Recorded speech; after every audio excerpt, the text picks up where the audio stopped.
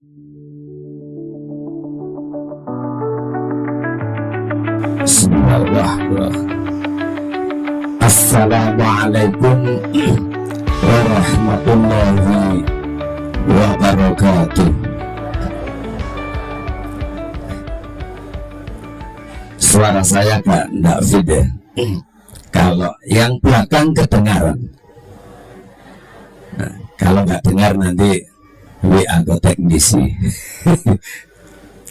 Alhamdulillah, alhamdulillah rabbil alamin. Asyhadu an la ilaha illallah. Allahumma salli wa sallim wa barik ala sayyidina wa habibina wa syafi'ina Rasulullah Muhammad ibn Abdullah, amma ba'd. Beralim, saya diberikan amanah bahas Palestina. Kan bahas Palestina. Kenapa perlu kita bahas? Mereka itu saudara kita.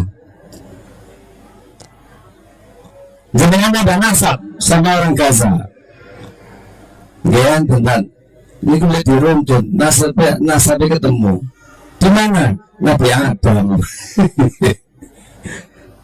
Nah, ada nasab.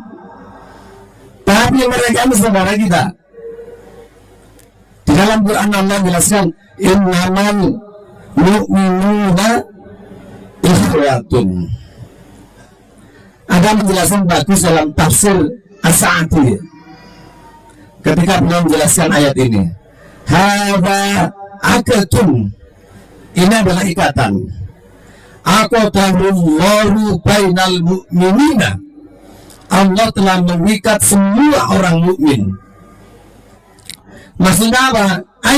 Yani idza wajada min ayyi syakhsin, kalau ada orang siapapun dia, karena fi masyriqil ardi wa maghribiha, satu di ujung bumi paling timur, satu di ujung bumi paling barat, al-iman billah, yang menikah iman pada Allah, wa malaikati, wa kutubi, wa rusuli, wa yaumil akhir, iman kepada rukun iman, fa'innahu, maka dia akhul lil mu'minina, maka dia adalah saudara bagi semua orang Islam. Coba As-Sa'di jelaskan, karena fi masyriqil ardi wa maghribiha, satu di ujung bumi paling barat, satu di ujung bumi paling timur. Tidak ada nasab, bukan satu daerah, bukan satu negara, bukan satu suku.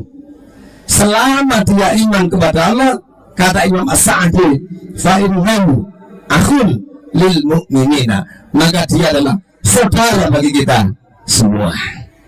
Jadi di Palestina tidak ada hubungan nasab, satu negara juga enggak, ketemu mbak juga enggak, ketemu buyut enggak, tapi dia adalah saudara. Kenapa? Karena keimanan. Ini yang disebut oleh Imam Al-Qurtubi dengan istilah beliau, ukhuwatud dini, persaudaraan yang dibangun berdasarkan akidah. Bahkan ukhuwatud din menurut beliau asbatu min ukhuwatin nasabi, persaudaraan berdasarkan agama itu lebih kokoh daripada persaudaraan berdasarkan hubungan nasab. Kenapa? Li'anna ukhuwatad dini, karena persaudaraan berdasarkan agama la tanqati'u, tidak putus, jadi bin nasabi, jika berbeda nasab. Itu ukhuwatuddin. Tetapi kalau ukhuwatun nasab tanqati'u, dia bisa hilang bin kalau agamanya beda. Ada suami, ada istri, suaminya murtad, ini agamanya rusak sudah.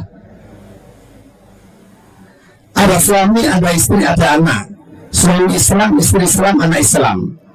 di tengah perjalanan anaknya murtad, naudzubillah, maka anak ini tidak berhak mendapatkan warisan dari orang tuanya yang muslim. Kenapa?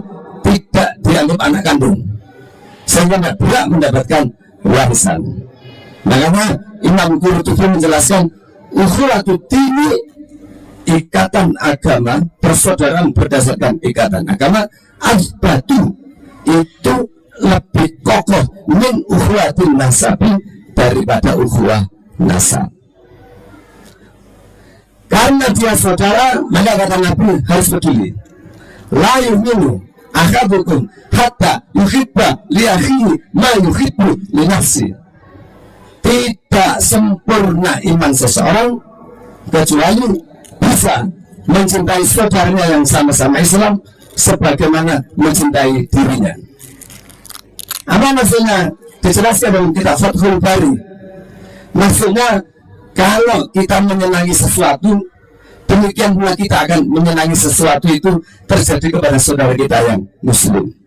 Kalau kita tidak suka terjadi sesuatu pada diri kita, demikian pula kita tidak suka sesuatu terjadi pada diri kita. Kita tidak suka diusir, kita tidak suka dibunuh, kita tidak suka dikejar-kejar, kita tidak suka disuruh hengkang dari negeri kita. Maka demikian pula kita tidak suka, tidak ridho, kita benci kalau ada saudara-saudara kita dibunuh, dikejar, diusir dari negeri mereka.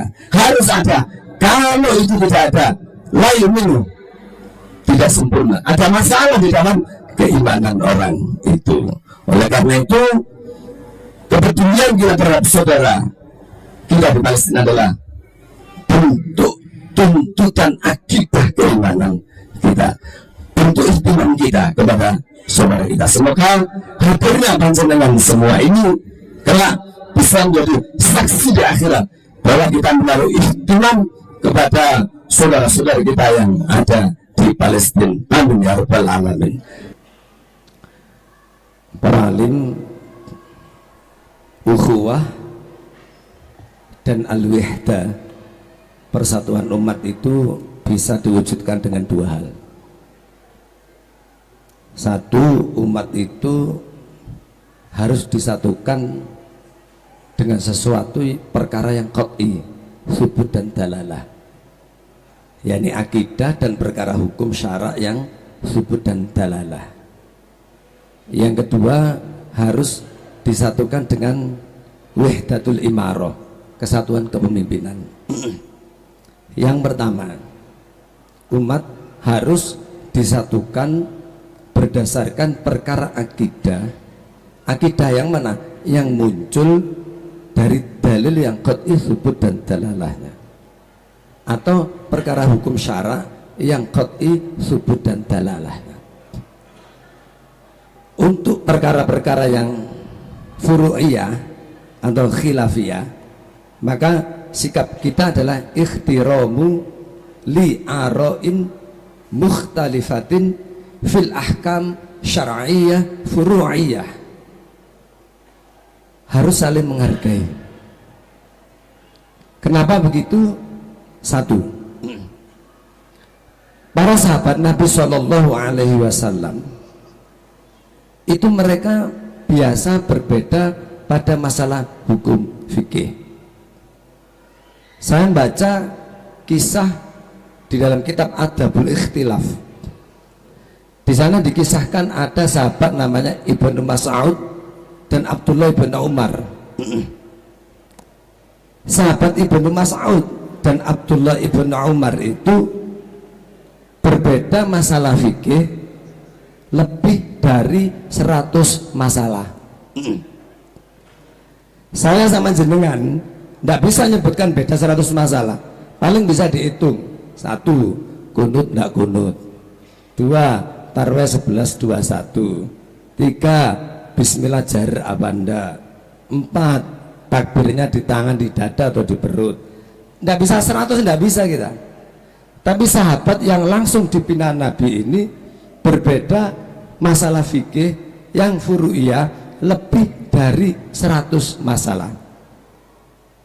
Tetapi di sana disebutkan mana koso hadal ikhtilafu min hubbin wa mawaddah wa takdir wa ta'zimin.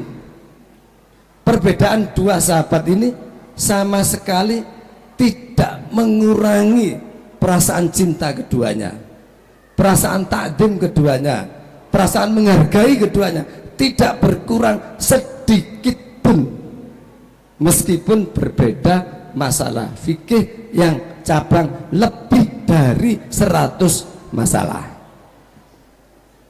Nah, masyarakat kita itu kan itu bermasalah masalahnya, itu yang salah, tidak boleh. Kalau kita mentauladani para sahabat Nabi, generasi terbaik langsung dibina oleh Nabi, saling menghargai, tidak bingung kunut apa tidak kunut, dalil apa tidak dalil, misal tidak ada persoalan dengan. Kenapa? Karena itu masalah khilafiyah. Saya itu kalau ngisi di Madura biasanya tidak pakai begini, pakai sarung, baju putih, kopiah putih, sorban. Kalau akik tergantung kiainya, kalau kiainya pakai akik saya pakai akik, kalau enggak. Tapi ada nih akik saya bawa.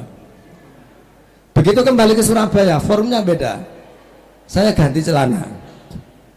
Ditanya, Ustaz Fatih mau ngisi dah? Iya. Kok ganti celana? Pasti ngisi di anu, di mana? Di Muhammadiyah ya dokter. Saya bilang, saya ini terserah ngisi di mana, tidak masalah. Jadi ya itu contoh ya, mestinya itu tidak menjadi persoalan. Itu para sahabat Nabi. Sekarang kita lihat para mufassir. Imam Al-Qurtubi, beliau ketika menjelaskan wa'tasimu bi khablillahi jami'a wala tafarraqu, jangan berpecah belah.